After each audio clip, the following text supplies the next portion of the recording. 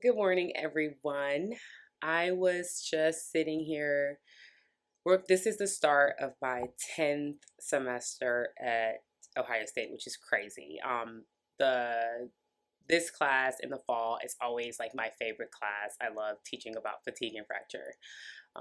At the core, I'm still a nerd. And I was sitting here just reflecting because I've never felt more confident and more excited about an academic year than this year. It's definitely been a journey. It's been exciting.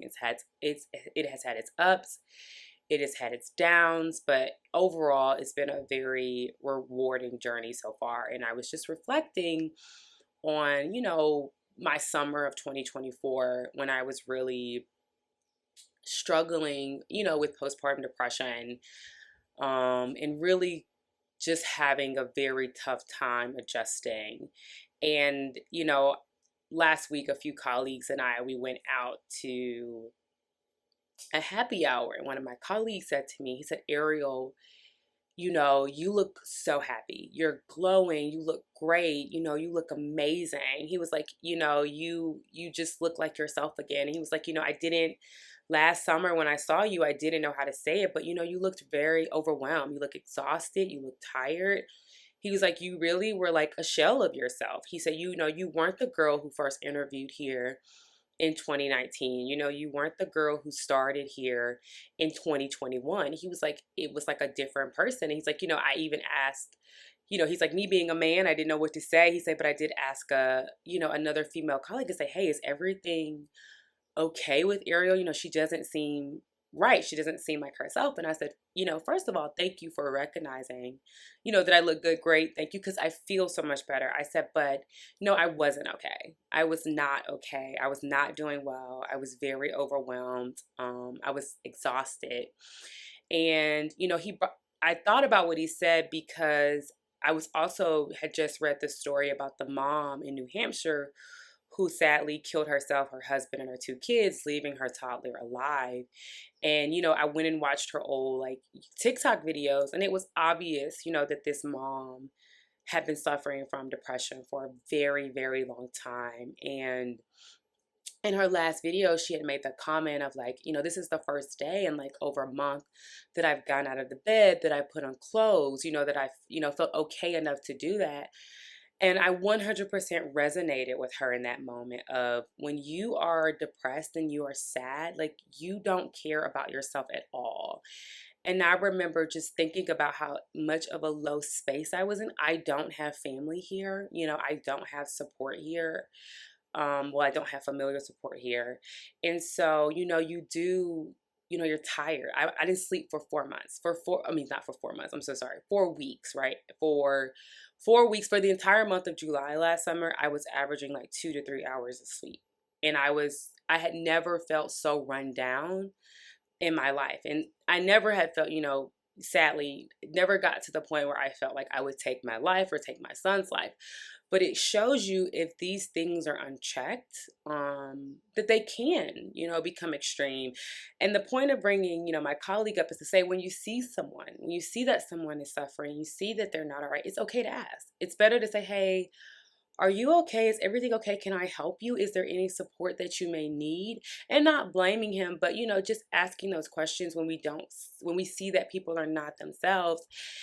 And a friend of mine asked me, they were like, when did you realize like something may not be right? And I said, there were a few incidents, but it was in July, this unhoused woman had taken up residence on my porch.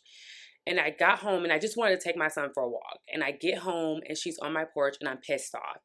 And so I literally chased this lady down the street, like literally chased her down the street, yelling and screaming at her.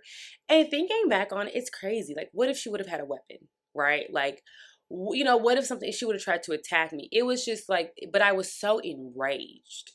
And it wasn't even her, right? Like, at the end of the day, it's like, ma'am, get off my porch, call the police, moving on. I was so enraged that I couldn't control it because I felt like here's another issue. There's always something. Like every day there's something, right?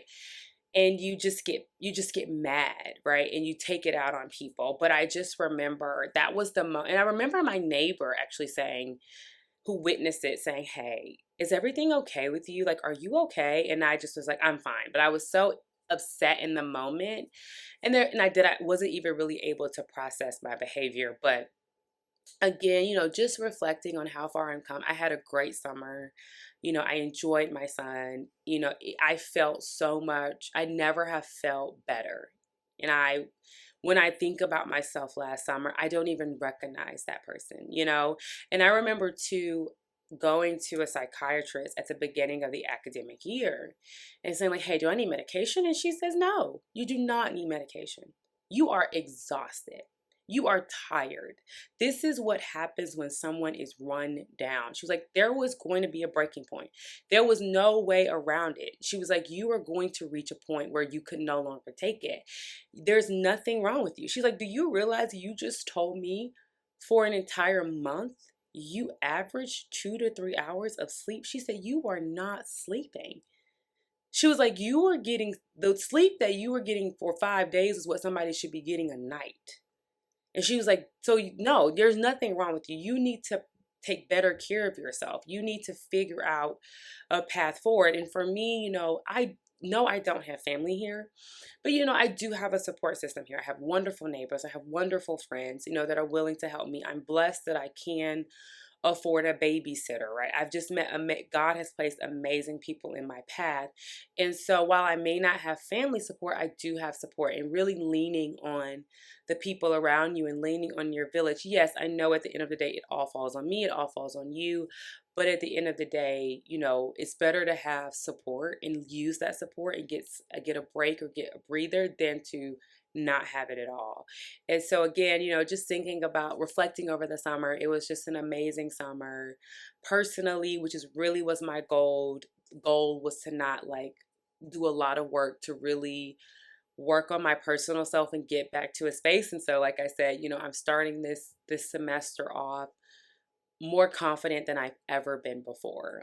And I'm looking forward to my class. I'm looking forward to spending more time with my son, and I'm looking forward to a great semester. And so again, take care of yourself. For all my moms, all my parents out there, if you're feeling, if it's not feeling right, take care of yourself. I always say what I should have done last semester was I should have taken my son to my mom and went and did like a wellness retreat just to get a reset and figure out my identity and how I was going to manage the responsibility going forward. So again, you guys have a great academic year. Bye.